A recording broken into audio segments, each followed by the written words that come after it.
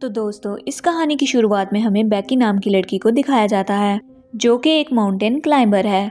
उसकी अभी अभी डैन से शादी हुई है। डैन भी एक माउंटेन क्लाइंबर है। इन दोनों को ही पहाड़ों पर चढ़ने का बहुत शौक है और इस वक्त भी ये पहाड़ों के ऊपर चढ़ रहे होते हैं। बेकी के साथ एक उसकी दोस्त भी होती है।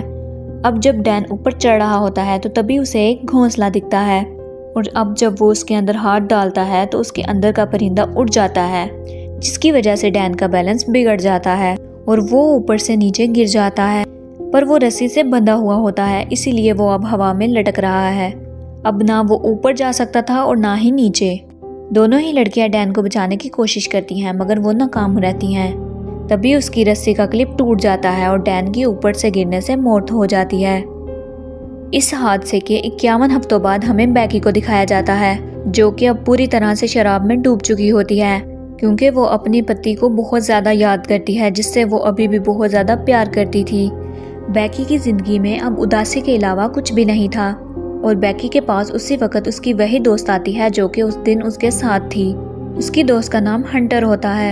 हंटर बेकी को देखकर बहुत खुश होती है और जब उसे पता चलता है कि बेकी ने अपनी जान लेने की कोशिश की तो वो बेकी से कहती है कि हमें दोबारा से क्लाइंबिंग करनी चाहिए। और उसके बाद वो उसे अपने मोबाइल पर एक टावर दिखाती है जो कि एक टीवी टावर है। ये टावर एक ऐसी जगह पर होता है जहाँ पर इंसान बहुत कम जाते हैं और इस टावर की ऊंचाई 2000 फीट होती है। हालांकि बेकी वहाँ नहीं जाना चाहती, लेकिन जब उसकी दोस्त उसे कहती है कि टावर पर चढ़ने के बाद तुम डैन की अस्थियों को वहाँ से उड़ा देना तो उसकी रूह को शांति मिलेगी, तो बेकी मान जाती है। अब दोनों के दोनों उसी जगह पर पहुँच जाते हैं। यहाँ पर दोनों वीडियोस बना रहे होते हैं और पिक्स बना रहे होते हैं और हंटर अपनी पिक्स और वीडियोस को अपने इंस्टाग्राम पर पोस्ट कर रही होती है। अब ये देखती हैं कि टावर इनके सामने है जो कि आसमान की गहराइयों में जा रहा है, क्योंकि इसकी ऊंचाई बहुत ज़्यादा है और आज से पहले कभी इन्होंने इतनी ज़्यादा ऊंचाई चढ़ने की कोशिश नहीं की। इन दोनों को डर तो लग रहा होता है, लेकिन अब ये आहिस्ता आहिस्ता ऊपर चढ़ना शुरू कर देती हैं। बेकी को डर होता है क्योंकि उसे पता होता है कि ये लोहा जिससे ये टावर बना है वो बहुत पुराना होता है। उसकी आवाज़ उसे लगातार आ रही होती है, लेकिन वो आहिस्ता आहिस्ता हंटर के पीछे ऊपर चढ़ रही होती है। और जब ये आधे टावर पर चढ़ जाती हैं तो वहाँ पर इन्हें एहसास होता है कि यहाँ पर हवाएं बहुत तेज़ हैं। ये हाइट इतनी होती है कि जितनी आईफिल टावर की, यानी तकरीबन पूरे 1000 फीट। अब ये लगातार ऊपर चढ़ना शुरू कर देते हैं और जब बेकी नीचे देखती है तो उसे डर लगना शुरू हो जाता है, क्योंकि उसने पिछले 1 साल से क्लाइंबिंग नहीं की। लगातार ऊपर चढ़ते हुए अब ये टॉप तक पहुंचने ही वाले होते हैं। तभी बेकी एक सीढ़ी पर पैर रखती है तो वहां से एक स्क्रू निकल जाता है, जिसके बारे में इनको पता नहीं चलता। अभी दोनों के दोनों 2000 फीट ऊंचाई पे यानी टावर के ऊपर पहुंच जाते हैं, जहां से इन्हें दुनिया बहुत अलग किस्म की दिख रही होती है। इतनी ऊंचाई पर जाने के बाद, एक टारगेट को अचीव करने के बाद अब बेकी को भी बहुत अच्छा लगने लगता है। ये दोनों की दोनों यहाँ पर बहुत इंजॉय करते हैं, एक साथ पिक्स बनाते हैं। साथ ही हंटर जो कि ड्रोन कैमरा अपने साथ लाई हुई होती है, उससे वो अपनी वीडियोस भी बनाती है ताकि वो इसे इंस्टाग्राम पर अपलोड कर सके। हंटर इतनी एक्साइटेड होती है कि वो टावर से लटक जाती है और बेकी को बोलती है कि उसकी पिक्स बनाए। इसके बाद वो बेकी को भी ऐसा ही करने के लिए बोलती है। बेकी भी उसके कहने पर ऐसा करती है और अब ये दोनों की दोनों बहुत खुश होती हैं। इसके बाद बेकी डैन की राख को यहाँ से हवा में उड़ा देती है, जिसके बाद उसे बहुत तसल्ली मिलती है। ये दोनों की दोनों बहुत इमोशनल हो जाती हैं, लेकिन बेकी डैन को अलविदा कर देती है, यानी कि उसकी ज़िंदगी की एक बार फिर से शुरुआत हो जाती है। अब ये दोनों की दोनों अपना सामान पैक कर कर नीचे जाने की तैयारी करते हैं। सबसे पहले बेकी नीचे उतरती है, लेकिन तभी वो स्क्रू जो कि निकल गया था उसकी वजह से सीढ़ी टूट जाती है और बेकी हवा में लटक जाती है, लेकिन रस्सी की वजह से वो ज़मीन पर नहीं गिरती।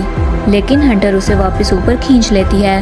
लेकिन बेकी के पास जो बैग था जिसके अंदर इनके खाने पीने की चीज़ें थी वो नीचे डिश पर लटक जाता है, जहाँ पर पहुँचना पूरी तरह से नामुमकिन हो चुका था।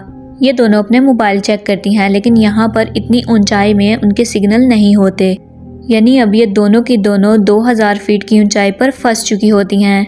यहाँ दूर दूर तक कोई भी नहीं होता, अगर कोई होता भी तो इतनी ऊंचाई से इनकी आवाज़ ना सुन पाता।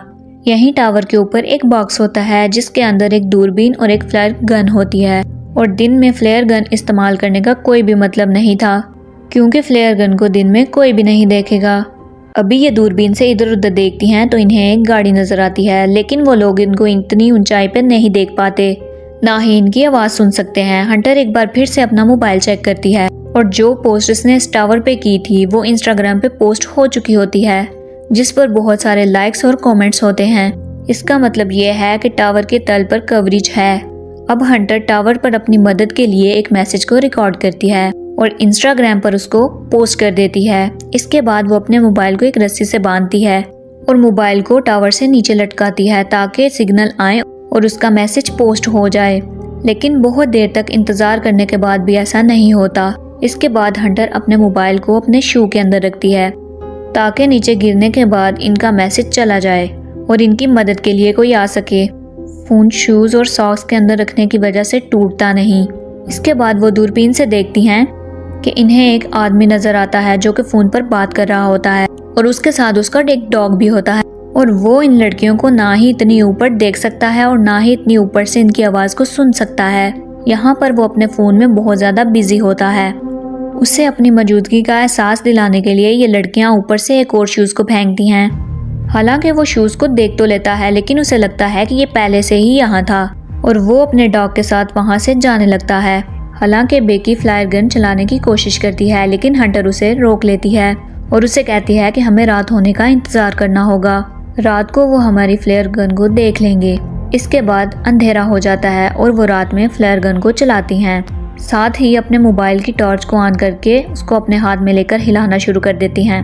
इसके बाद जो नीचे खड़ी गाड़ी होती है और उसमें जो लोग होते हैं वो इनको देख लेते हैं, लेकिन वो इनकी मदद करने के लिए नहीं आते, बल्कि इनकी गाड़ी को चुरा कर यहाँ से निकल जाते हैं, जिससे दोनों की दोनों बहुत परेशान हो जाती हैं। जैसे जैसे रात होती है इन्हें नींद आना शुरू हो जाती है। ये वहीं पर सो जाती हैं, लेकिन वहाँ जगह बहुत कम है। हंटर ऊपर से गिरने ही वाली होती है कि बेकी उसे पकड़ लेती है। तभी वो देखती है कि उसके पैर पर एक टैटू बना होता है जिस पे लिखा होता है 143। ये देखकर बेकी हैरान हो जाती है कि उसका हस्बैंड डैन उसे हमेशा कोड वर्ड में आई लव यू कहता होता था, यानी कि 143। वो समझ जाती है कि डैन और हंटर के बीच में कुछ न कुछ था। जब बेकी हंटर से पूछती है तो हंटर एक्सेप्ट कर लेती है और वो बेकी से माफ़ी भी मांगती है, लेकिन बेकी पूरी तरह से नम हो चुकी है। बेकी की नज़र अभी भी उस बैग पे होती है जो कि नीचे एंटीना पे अटक गया होता है।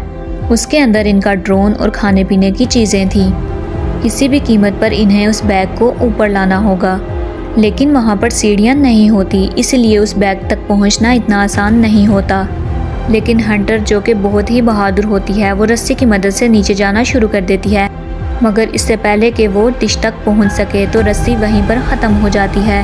हंटर जंप लगाकर डिश तक पहुँच जाती है। अब उसके पास बैग है, मगर रस्सी उससे बहुत दूर होती है। वो सेल्फी स्टिक की मदद से बैग को रस्सी पर लटकाती है, जिसके बाद खुद भी जंप मारकर रस्सी को पकड़ लेती है। मगर रस्सी की मदद से ऊपर चढ़ना इतना आसान नहीं है, क्योंकि इसमें बहुत ज़्यादा ताकत लगती है और उसके हाथ ज़ख्मी हो रहे होते हैं, जिसकी वजह से रस्सी उससे छूट जाती है। बेकी जब नीचे देखती है तो वो तब भी रस्सी से लटकी हुई होती है और वो उसे उस रस्सी के साथ ऊपर खींच लेती है, जिसकी वजह से उसकी जान बच जाती है। अब इनके पास इनका ड्रोन है जिसे ये मदद मांगने के लिए इस्तेमाल करना चाहते हैं। ये एक पेपर पर लिखती हैं कि हमें मदद की ज़रूरत है और हम टावर के ऊपर अटक चुकी हैं, और उस पेपर को ये ड्रोन के साथ फिक्स कर देती हैं और अब ये ड्रोन को उड़ाती हैं। लेकिन तभी इन्हें पता चलता है कि इनके ड्रोन की बैटरी बहुत ज़्यादा लो है, वो सामने दूर दिखते घर तक नहीं पहुंच सकता, इसीलिए इनको ड्रोन को वापस बुलाना पड़ता है। और अब एक बार फिर से रात हो जाती है। रात को जब बेकी सोती है तो वो देखती है कि ऊपर टावर पर एक लाइट जल रही है, यानी कि वहाँ पर करंट है। वो बड़ी मुश्किल से ऊपर चढ़ती है और ड्रोन के चार्जर से उसे चार्ज करना शुरू करती है। जब तक ड्रोन चार्ज नहीं होता उसे वहीं पर लटका रहना पड़ता है। ड्रोन जब पूरी तरह से चार्ज हो जाता है तो बेकी नीचे उतर आती है। इसके बाद ये ड्रोन पर उसी चिट को लगाते हैं जिसके ऊपर इन्होंने मदद के लिए लिखा होता है और इसे उस घर की तरफ भेजते हैं जो कि सामने दिख रहा होता है। लेकिन इससे पहले कि वो घर तक पहुंचता वो एक गाड़ी से टकरा जाता है, जिससे इनकी एक आखिरी उम्मीद भी टूट जाती है और अब इन्हें कोई उम्मीद नजर नहीं आती कि कोई इनकी मदद के लिए यहाँ आ सकेगा। बेकी की हालत बहुत ज़्यादा ख़राब हो चुकी है। वो हंटर से कहती है कि तुम फिर एक बार मुझे अपना शूज़ दो, मैं अपने मोबाइल से मैसेज लिखकर अपने डैड को सेंड करती हूँ। अगर हम उसे नीचे फेंकेंगे तो हो सकता है कि कवरेज आ जाए और मेरे डैड को हमारा मैसेज मिल जाए। वो हमारी मदद के लिए यहाँ आ सकते हैं। लेकिन तभी उसे हंटर मना कर देती है। फिर अचानक उसे एहसास होता है कि हंटर वहाँ है ही नहीं, वो बिल्कुल अकेली है। दरअसल जब हंटर नीचे बैग लेने गई थी तो उससे सचमुच रस्सी छूट जाती है और वो नीचे गिरकर मर जाती है और अब भी उसकी बॉडी डिश के ऊपर होती है। दरअसल बेकी यहाँ पर हेल्यूसिनेट कर रही होती है, लेकिन अब उसे सच्चाई का पता चल जाता है कि वो इस टावर के ऊपर बिल्कुल अकेली है और उसके जीने की उम्मीदें पूरी तरह से खत्म हो चुकी हैं। वो मरने से पहले अपने डैड के लिए एक मैसेज रिकॉर्ड करती है, लेकिन वो यहाँ से डिलीवर नहीं हो सकता क्योंकि यहाँ पर कवरेज नहीं है। वो वहीं पर सो जाती है और सुबह जब उसकी आंख खुलती है तो वो देखती है कि वहाँ पर एक वल्चर उसके जख्म को खा रहा होता है। वो उसी वल्चर की गर्दन मड़ोड़कर उसे मार देती है। इसका मतलब ये है कि अब उसके पास खाना भी है, जिसको खाने के बाद उसके अंदर थोड़ी एनर्जी आती है और वो तय करती है कि वो अब डिश तक नीचे रस्सी के सहारे जाएगी, जहाँ पर उसकी दोस्त हंटर की बॉडी पड़ी होती है। बड़ी मुश्किल से वो रस्सी के जरिए हंटर की बॉडी तक पहुंच जाती है, यानी डिश पर। जिसके बाद वो हंटर के शूज में अपना मोबाइल रखती है और उस शूज को हंटर की बॉडी के साथ फिक्स कर देती है। वो हंटर को सॉरी कहती है और जिसके बाद वो हंटर की बॉडी को शू के साथ नीचे फेंक देती है ताकि सेल फोन टूटे ना। दरअसल जब इन्होंने पहले उस शूज को नीचे फेंका था तो उनका मोबाइल टूट गया था, जिसकी वजह से इनका मैसेज डिलीवर नहीं हो सका। और अब जब उसने बॉडी के साथ शू में मोबाइल को डालकर नीचे फेंका तो वो मोबाइल पूरी तरह से महफूज रहेगा।